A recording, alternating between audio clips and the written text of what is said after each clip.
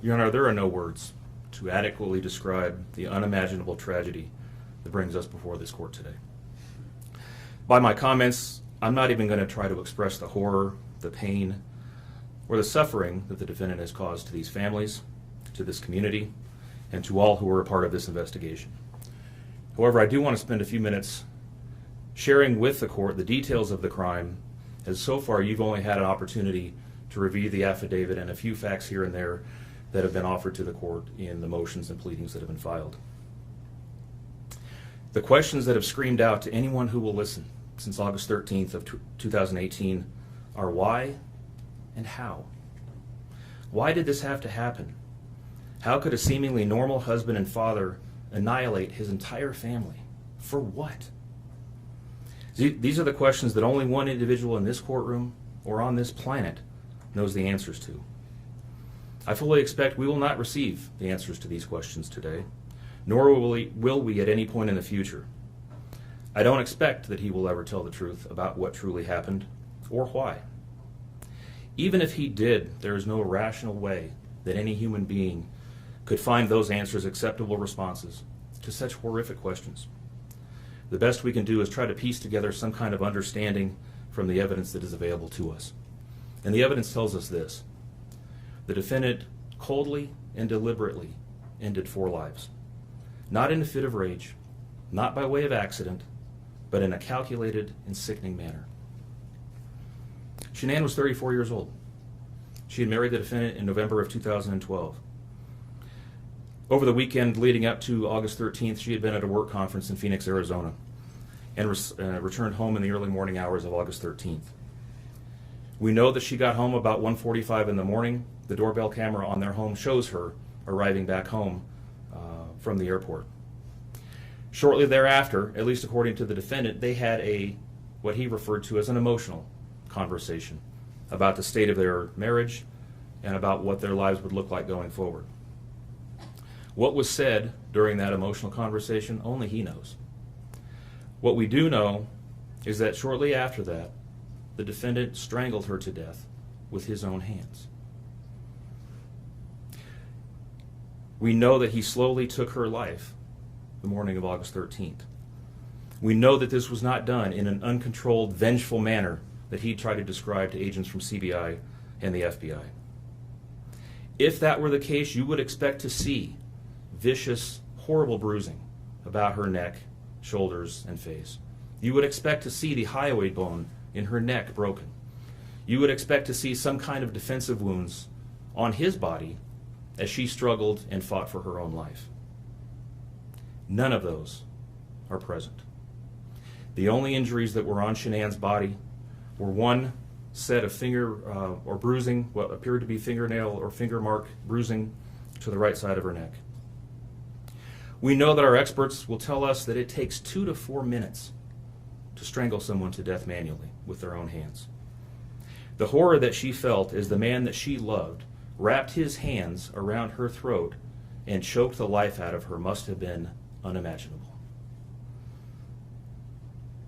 Even worse, what must Bella, age 4, and Celeste, age 3, must have experienced or thought as their father, the one man on this planet who was supposed to nurture and protect them, was snuffing out their lives. They both died from smothering. Let me say that again. The man seated to my right smothered his daughters. Why? Imagine the horror in Bella's mind as her father took her last breaths away. Your Honor, understand very clearly, Bella fought back for her life. The frenulum, the connective tissue between her upper lip and her gum, had a centimeter and a half laceration. She bit her tongue multiple times before she died. She fought back for her life as her father smothered her. Celeste had no such injuries. In fact, she had no external injuries at all. But according to the medical examiner, she was smothered nonetheless. The defendant then methodically and calmly loaded their bodies into his work truck, not in a hasty or disorganized way. He was seen from the neighbor's doorbell camera backing his truck into the driveway, going back and forth into the house and back out to the truck 3 different times, 1 time for each of their bodies. He then drove them away from their family home 1 final time, intent on hiding any evidence of the crimes that he had just committed. In one final sign of callousness for his wife, his daughters, and their unborn son, and their remains, he drove them to a location that he thought no one would ever find them, to one of the oil tank batteries with which he was so familiar. He knew this was safe. He had texted a coworker the night before saying, "I'll head out to that site. I'll take care of it." He had carefully ensured that he would be alone in the middle of the plains to secrete away the remains of his family in a place that he hoped they would never be found. In one final measure of disrespect for the family he once had, he ensured that they would not be together, even in death, or so he thought. He disposed of them in different locations. He buried Shaanan and Niko in a shallow grave away from the oil tanks. Bella and Celeste were thrown away in the oil tanks at this facility. Different tanks, so these little girls wouldn't be together in death. Imagine this, Your Honor. This defendant took those little girls and put them through a hatch at the top of an oil tank, 8 inches in diameter. Bella had scratches on her left buttocks from being shoved through this hole. A tuft of blonde hair was found on the edge of one of these hatches. The defendant told investigators that Bella's tank seemed emptier than CC's because of the sound that the splashes made. These were his daughters. Significantly, when his co-workers arrived at the tank battery later that morning, to a person, they all described him as acting completely normally. It was a normal workday, even while his daughters sank in the oil and water not far away from him. And then his efforts at deception truly began. We've all seen the emotionless interviews that the defendant gives to the local media, asking for help in locating his family.